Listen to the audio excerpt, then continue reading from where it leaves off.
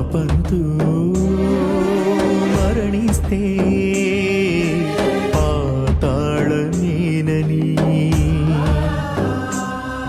అపరాధంతో కనుమూస్తే అగ్నిగుండమేనని,